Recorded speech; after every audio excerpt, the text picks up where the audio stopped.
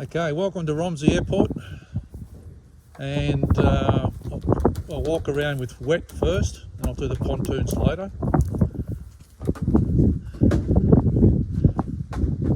A two-seater tandem, controls both sides, throttle as you can see there, control stick, and same over here. You've got the throttle with the CSU manual switch there, and you've got your controls. Up here is the CSU, which allows for reverse pitch and changes in modes during cruise and descent and climb. Radios, full Dynon twin 7-inch screens, ADs be in. You got your intercom, which is here. You got your radios. You got the multi-function radio, HF, UHF, VHF there. Got your undercarriage for your floats indicator there. Bilge pumps, it's all self-explanatory really. Standby ASI over here. Full Rotax EMS, engine monitoring system, display on the right screen. ADI is predominantly on the left screen, and you've got your map functions here on the right. You can change the screens. The manual can tell you can actually switch them. You can have the right and the left on the right. You do quite a few things on those screens. Trim indicator up the top here. Standard carby heat, cabin heat, park brake, all those things down the side. Circuit breakers, pretty much just got to look at it. There's a photo, I think I've already sent you the photo. And this Dynon multi-function there, that's just basically 3 knobs. Rather than you go into the system and change the knobs, you've got the 3 which, it's a bit windy here, sorry, which you use mostly, and that's what that's for. Again, they're all Dynon, everything's Dynon, which is great. You got your standard pedals, conventional pedals, nose braking on the nose, just like you do in any aeroplane. Your normal press of torque, trim functions are on the stick there. Fire extinguisher, what we do. Rear seat, cargo hold. Just hit my head on the flaps, which is good. Your battery access is in behind that hatch there, and you got a beacon on the top, which is handy, quite nice actually. What else can I take back to the plane?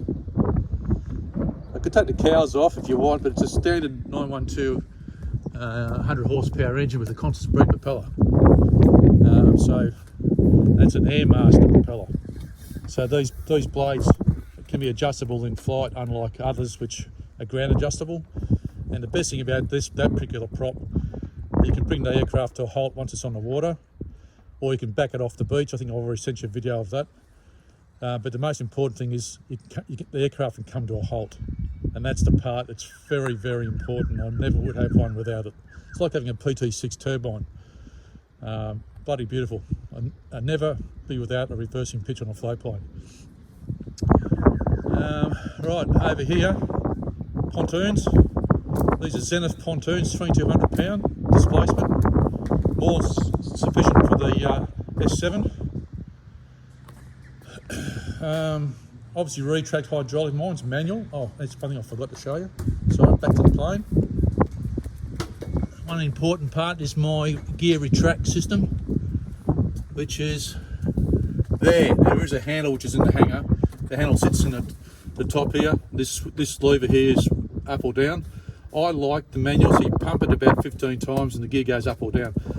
You can get an electric motor for it to back up. I like to feel the pressure, but each to their own. Some guys use electric motor, some guys use manual. I've used manual, I've picked manual for mine, and it's not an issue. Your water rudder, the water rudder cable normally sits there, but because it's off the plane, it's not there at the moment. So, and then back to the floats.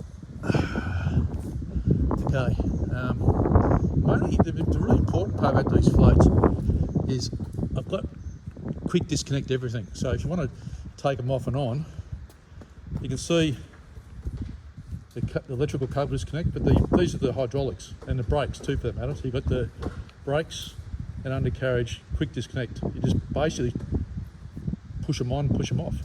easy, and you can see by inside the lines, you're not losing or creating any air pockets. They're self-bleeding.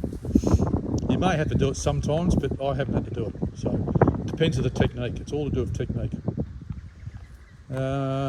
In these hatches, which are bilge pumps, there's one there, and there's one at the back. You can just make out. So they just unscrew.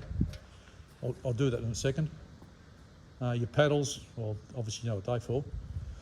Flying wires, all aviation grade, by the way, and they were actually tested down at Moorabbin. So they all come from a cable supplier at Moorabbin Airport. Walkways, there's your bilge pump access point. So if you hit the bilge pumps, the water comes pissing out of that. There is a manual pump that I've got, but I might keep it, but we'll see how we go.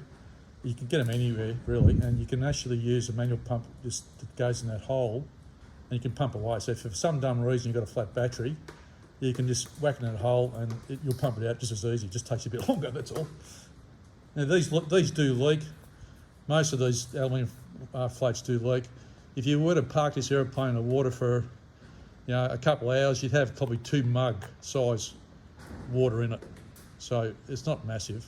If you left it overnight, you'd probably have 20 litres maybe if you're lucky. I don't recommend you park any plane for more than an hour on the water anyway, because it can untie itself. People can play with it. I don't recommend it. Neither does the insurance company, by the way. So there's your plate. So it's all. I've got all the manuals. I'll show you photos of the manuals. This is up to 745 kilos. It's got another plate in the plane, which I should have shown you as well, but there's 2 plates, one for the amphibs and one for wheels. So 2 CVAs this aircraft's got. I'll just unscrew one of these hatches so you can see what's in it. See, it's unscrewed like that.